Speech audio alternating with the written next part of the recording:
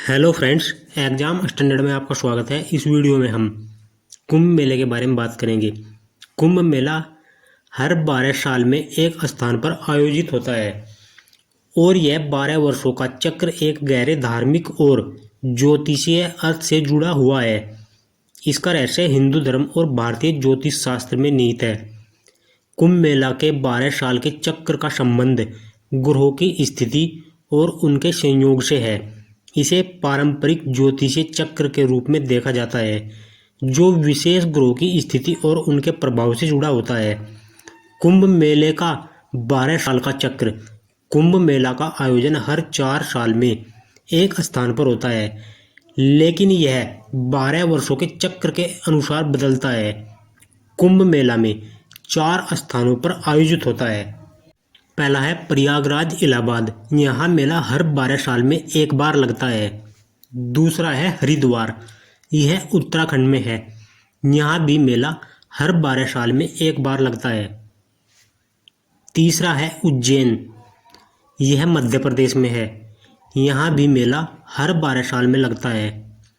चौथा है नासिक, महाराष्ट्र। यहाँ भी मेला हर 12 साल में आयोजित होता है। 12 वर्षों का ज्योतिषीय महत्व। कुंभ मेला का आयोजन विशेष ग्रहों की स्थिति और उनके संयोग के आधार पर किया जाता है।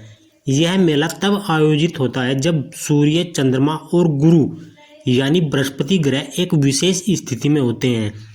इन ग्रहों का संयोग विशेष रूप से पवित्र माना जाता है और इसे मानवता के लिए शुभ और मोक्षप्रद माना जाता है। कुंभ मेला का आयोजन उस समय होता है जब बृहस्पति यानी कि गुरु ग्रह मकर राशि में प्रवेश करता है और सूर्य और चंद्रमा की स्थिति विशेष होती है। इस समय को माघ मेला कहा जाता है और यह समय पवित्र स्नान के लिए सबसे उपयुक्त माना जाता है। यह समय विशेष रूप से पुण्य की प्राप्ति और आत्मा की शुद्धि के लिए महत्वपूर्ण माना जाता है। 12 साल के चक्रों का महत्व। कुंभ मेले का आयोजन 12 साल के चक्र में हर स्थान पर होता है, क्योंकि यह समय ग्रहों के चक्र के हिसाब से तय किया जाता है। 12 साल का यह चक्र एक बड़े समय अंतराल को दर्शाता है, जो जीवन के विभिन्न पहलुओं को प्रभावित करता है। इस चक्र के दौरान ग्रहों की स्थिति बदलती रहती है और हर 12 साल में एक विशेष ग्रह संयोग बनता है, जिसे धार्मिक दृष्टि से अत्यंत महत्वपूर्ण माना जाता है। इस प्रकार कुंभ मेला का 12 साल का चक्र न केवल ज्योतिषीय दृष्टि से महत्वपूर्ण है, बल्कि यह हिंदू धर्म में एक विशेष धार्मिक और सांस्कृतिक महत्व रखता है, जो हर 12 साल में एक नई ऊर्जा और आस्था के साथ लोगों को एकत्र करता है। नागा साधु। नागा साधु उन विशेष साधुओं को कहा जाता है जो पूर्ण रूप से सांसारिक जीवन से दूर रहते हैं और तपस्वी जीवन जीते हैं। ये साधु विशेष रूप से शैव संप्रदाय से जुड़े होते हैं और अपने शरीर पर भस्म यानी कि चिता की राख लगाते हैं, जो उनके तपस्विता और आत्मनियंत्रण को दर्शाता है। नागा साधु कुंभ मेले में विशेष रूप से आकर्षण का केंद्र होते हैं, क्योंकि वे सबसे पहले स्नान करने के लिए नदी में उतरते हैं।